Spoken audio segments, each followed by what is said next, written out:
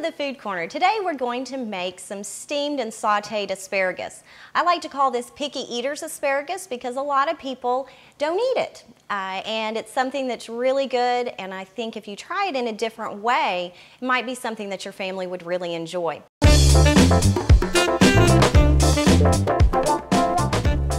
this recipe, you're going to need 1 pound fresh asparagus spears trimmed, salt and pepper, about 1 clove garlic minced, a tablespoon of balsamic vinegar, 2 tablespoons of butter, some oregano, and basil. We're going to start out with 1 pound of fresh asparagus spears, and right now asparagus is in season.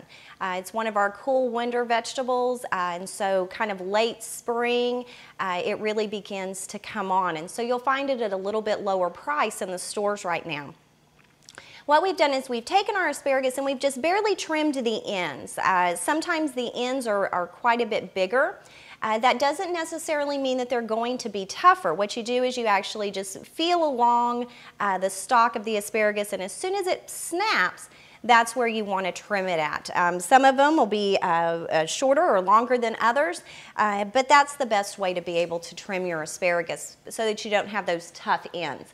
We're going to start by putting our asparagus in a steamer, and there's various steamers that you can get. As long as you're steaming it, it really doesn't matter. Ours is a stovetop steamer. There's also microwave steamers. If you don't have a steamer basket, you can blanch the asparagus. And when we blanch asparagus, that's basically just dropping it into boiling water for about 1 to 2 minutes at the most, and then taking it right out. We don't want to cook the asparagus until it's just really tender or soggy, because remember, we're going to saute this as well. So we're going to pop those in there. You can see we've got our water boiling and steaming. We're just going to put those in a layer across there. Get those steamed up for about 3 to 4 minutes, and then we'll start getting ready to put our seasonings and our saute in. While that's working though, what we're going to do is start with our fresh herbs. The reason I like to use fresh herbs in this recipe is because it's a very quick recipe. When you're using a quick recipe that only takes minutes to cook, your fresh herbs are going to work a lot better for you than a dried or a ground. They release their flavors very quickly, but prolonged cooking actually cooks the flavor away, and so that's why this is a good choice. If you've not worked with fresh herbs, they're very easy. Basically, this is the basil. And you can see they're in pretty big leaves, and so what I do is kind of take them in a bunch, take a pair of kitchen shears, and just begin to clip those. Clip them right into the bowl, because once you have them kind of down to a manageable size, well, then we're going to take our scissors and we're just going to chop them inside the bowl. Basil is a pretty strong herb, and so you don't want someone to get a big old piece of the herb. So kind of somewhere in the middle, not big but not small. And you want about half a tablespoon. If your family likes things a little bit on the strong side, you could put a little bit more in, but about half a tablespoon is good for this. This is our oregano. Oregano is a much smaller leaf, you can see, and it grows on kind of the stem.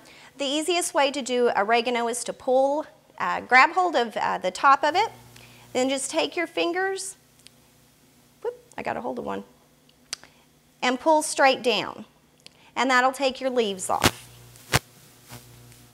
And then just snip the ends, and again, we're just going to take our kitchen shears right inside of our bowl and get those chopped up.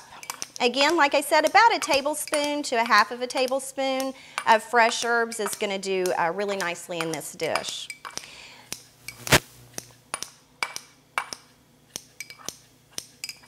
Like I said, I like doing this recipe. It's kind of a variation if you've seen the mixed vegetable grill that's also on the Food Corner site. It's kind of a variation of that. All of those were a mixture of vegetables, and then we actually marinated those vegetables. Similar ingredients are in this recipe are in that marinade. My family really likes that marinade, and we like to do that, but sometimes we're not wanting to fire up the grill and go to that trouble, and so this is a way that you can do that pretty easily. I'm going to check our asparagus. Looks good. Turn our heat off. You can see our asparagus, it's gotten just barely limp. It's flexible, but it's not going to be real flimsy. I always tell people with vegetables, one of the things that we always try to remind people is that if you don't like a vegetable cooked one way, try it a different way. And asparagus is a great example of this. I'm not big on boiled asparagus or canned asparagus or even frozen asparagus, but I will eat this entire bunch of steamed or grilled asparagus. So try to vary the way you cook vegetables, and a lot of times that'll make a big difference. We've got our steamer out of the way, and I've got a kind of large skillet over here. We've already turned the heat on so that it's getting a little warm. Anytime that you're going to do a saute or a stir fry, you want your skillet to be hot when you put either the oil or the butter in the skillet. So we'll get that butter in there and get it kind of melting around. And I kind of like to coat the entire bottom of the skillet so that we don't have any sticking. Then we're going to add in our garlic just to give it a little bit more flavor.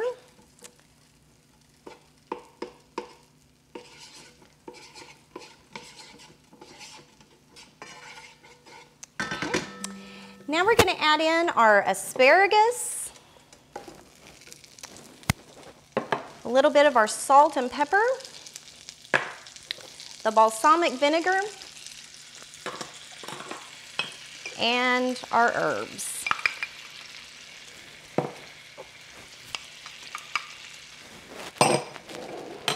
Get all this out of the way. And now we're just going to kind of saute it, stir fry it, get all of those flavors blended together.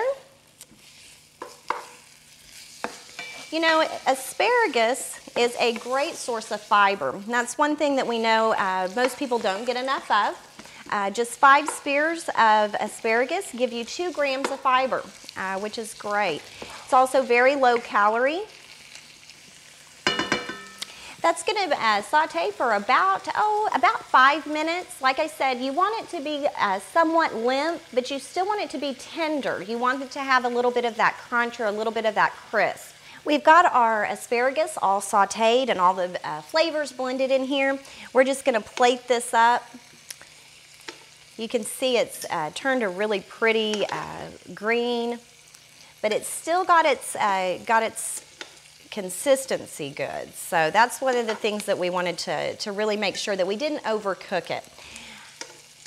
Asparagus in the refrigerator will keep for quite a while, but one of the things that you can do to help prolong the kind of the shelf life of the asparagus is put it in a little shallow dish of water.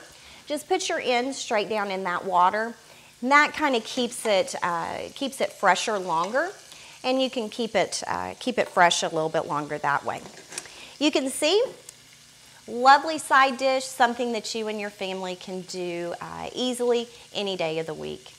Hope that you've enjoyed this fast vegetable recipe and come back to the Food Corner anytime. Be sure to come back to the Food Corner, part of newstar.com, for more demonstrations and recipes. And if you have any questions, contact the Pottawatomie County OSU Extension Office. We'd like to send a great thanks to Rock Creek Baptist Church for letting us use their facilities today. And remember, eat better, eat together.